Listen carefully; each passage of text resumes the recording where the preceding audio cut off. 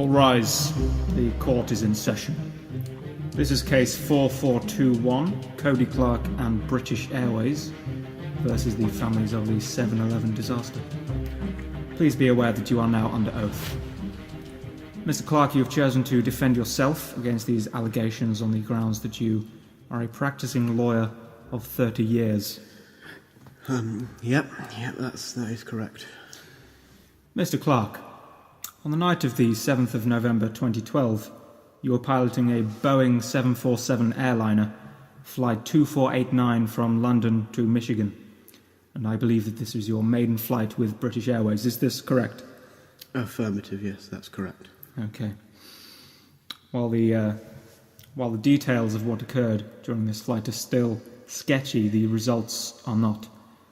£3 million worth of damage, the loss of 14 lives, and a bruised ankle on your part. Is this correct? That is also correct, yes. Now I will hand it over to the representative of the plaintiffs, the Right Honourable Toby Bishop. Thank you very much, Your Honour. Mr. Clark, on behalf of the bereaved, I would like to call to the stand my first and only witness, Mr. Julian Roberts, father of the late Kate Roberts, who perished on the plane. Mr. Roberts. Thank you, Mr. Bishop. Mr. Roberts, in your own humble opinion, what was the general atmosphere on the plane on the night of this fateful incident? Well, being a businessman, I fly on quite a regular basis. As soon as I stepped onto the plane that night, I could tell there was an air of unease around the cabin. I could tell something wasn't right. Okay. How would you personally describe your very first encounter with the defendant sitting to your left?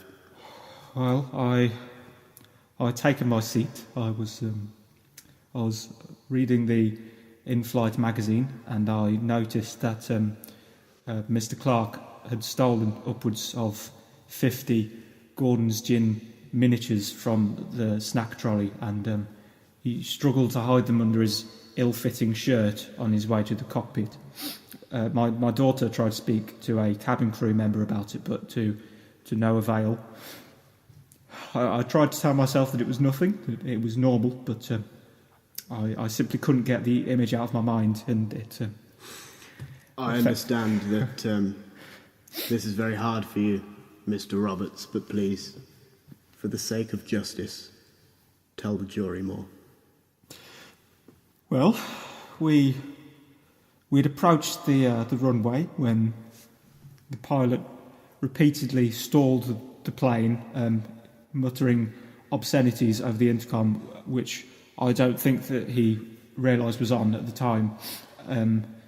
It visibly unnerved not only my fellow passengers, but also the crew serving under him could be seen to be quite nervous, maybe scared. I think your statements speak for themselves, Mr. Roberts, but as you cast your eyes over to Mr. Clark now, is there anything else that you would like to say to him? Mr. Clark, words can't really describe how much I miss my Kate.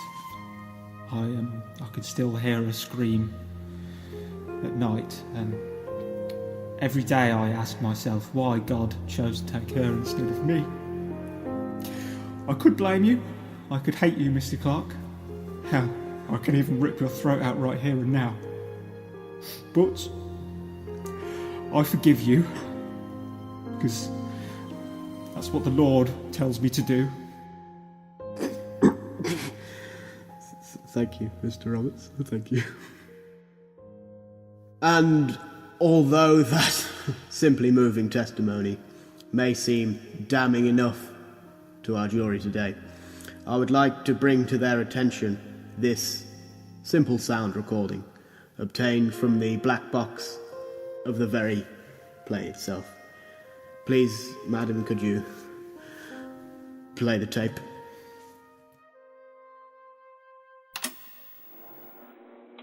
Oh. Right. Oh. How many bloody gins have I had? Oh. Right, come on. Oh, this is a lot easier on the old Flight Simulator 2004. Come on. Head in the game, Coaster. You're a man. You're a man. You're not a woman. You can do this. Head in the game. Well, where even are these bloody pedals? Oh, what gear am I in? Right, no. Fuck it. Don't worry. I'm probably in forward gear. Oh, balls. Oh, balls. I'm reversing.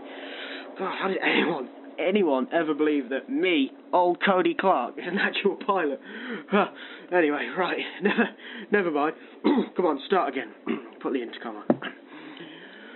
Sorry, ladies and gentlemen, for the delay. My co-pilot, Susan, is going through quite a vicious menopausal experience, and a lot of hot flush going on in here. It's bloody boiling up here. Oh no, Miss Fanny! Oh, it's bloody dry! Yeah, I know, Susan. You sit tight, girl. You know, Vaseline yourself up. We'll be up in the air in a matter of moments. Until then, here's Motley Crue's greatest hits. Where's this motherfucking autopilot? Siri, autopilot. Oh, fuck. Oh, balls. Oh, God, this is a disaster. Oh, God, I need a poo. Oh, I needed a poo for ages, and I haven't admitted it to myself. Oh, can I get up and leave? I can't shit myself. I can't do it. I'm not a baby. I don't fucking know, because I'm not a real pilot. What is the pooing protocol? Fuck, where are all these fucking motherfucking lights? Ugh. Well, Mr. Clark, you can clearly be heard on this very recording stating that you are not, in fact, an airline pilot at all. However, these records of yours that I hold in my hand here indicate that you've been an airline pilot for the past 2 decades now. How would you care to respond to this, sir? That tape has been taken completely out of context. I think it's very clear what has happened here, ladies and gentlemen, members of the jury, is that this so-called lawyer that stands before us all has simply hired what I call in the business a Cody sound-alike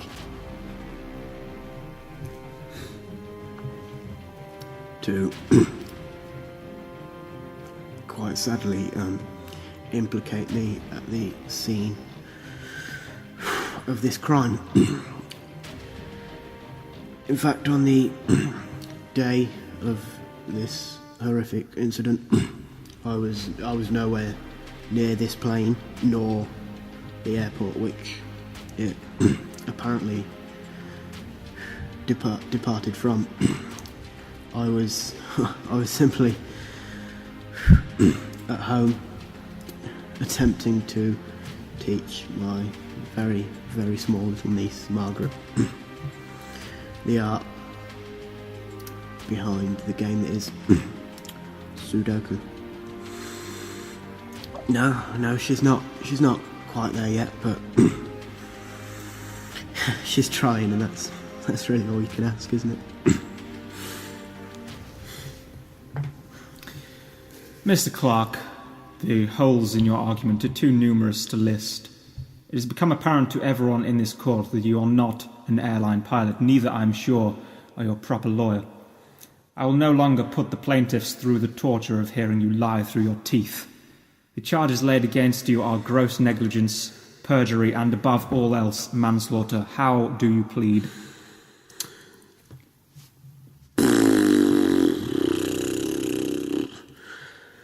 All right. Suppose you've got me.